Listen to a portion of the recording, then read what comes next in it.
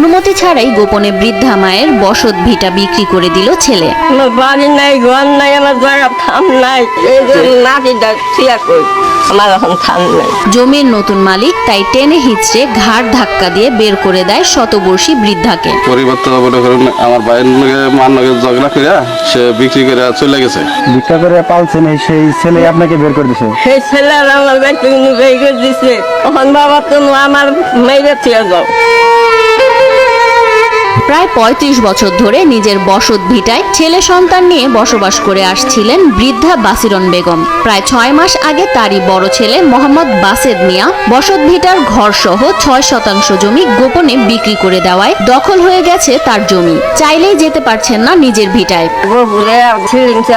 বাবা আমার গাইডিয়া বাই করছে। এই বৃদ্ধ মহিলাটিকে ঘাড় ধাক্কা দিয়ে বের করে দিছে এবং ওনার ছেলে যে জালাতি করে ওনার বসত ভিটা বিক্রি করেছে। বাড়ির গেটের কাছে গেলেই ঝুলছে অন্যের দেওয়া তালা। বসত ভিটা হারিয়ে মানবেতর জীবনযাপন করছেন এই বৃদ্ধা।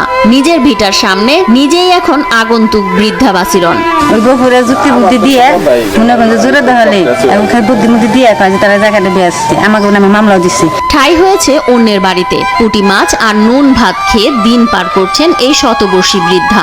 অন্যায়ভাবে বসত ভিটা দখল হওয়ায় কান্নায় বিলাপ করেন টাঙ্গাইলের সখীপুর উপজেলার কালমেঘা গ্রামের মৃত খবরউদ্দিনের স্ত্রী বাসিরন বেগম।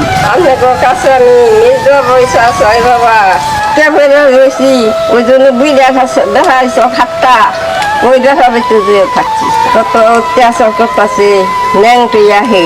জমি উদ্ধার করতে স্থানীয় ইউনিয়ন পরিষদের চেয়ারম্যান, ইউপি সদস্য সহ মাতাব্বরদের দাঁড়ে দাঁড়ে ঘুরছেন বাসিরন, কিন্তু এক রোখা ছেলে বাসেদ মিয়া ও ক্রেতা আব্দুল গফুর মিয়া বিচার সালিশের ধারে কাছেই ভিড়ছেন না বলে অভিযোগ করেন বাসিরন ও তার প্রতিবেশীরা।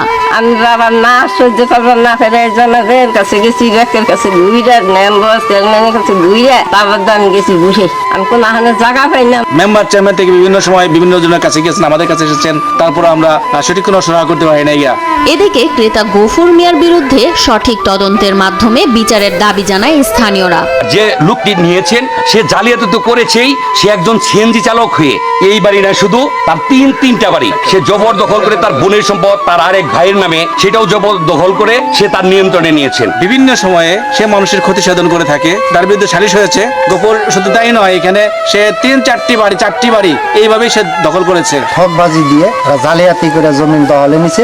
সঠিক বিচারটা এই বৃদ্ধ মহিলা পায় এবং জায়গাটা যেন পুনরায় ফেরত পায় এই আশা আমরা করি। সরকারের কাছে আবেদন এবং প্রশাসনের কাছে আবেদন যেন ওনার বসত বাড়িটা ফেরত পায় এবং এটা যেন সুষ্ঠু তদন্তের মাধ্যমে সঠিক বিচার হয়, এটাই আমরা এলাকাবাসী হিসাবে আমাদের এটা জোর দাবি জানাচ্ছি। বহুরিয়া ইউনিয়ন পরিষদের গ্রাম আদালতের মাধ্যমে মীমাংসার চেষ্টা করেও সবাই ব্যর্থ হয়েছেন বলে দাবি করেন স্থানীয় ইউপি চেয়ারম্যান সরকার নূরে আলম মুক্তা। জায়গাটা বিক্রি করে টাকা নিয়ে চলে গেছে, তোমার মায়ের ভরণ পোষণ করে না। আমরা একাধিকবার প্রায় 4বার নোটিশ করছি, একবার উপস্থিত ছিল, পরবর্তীতে কোনো উপস্থিত করতে পারি নাই, আসে না।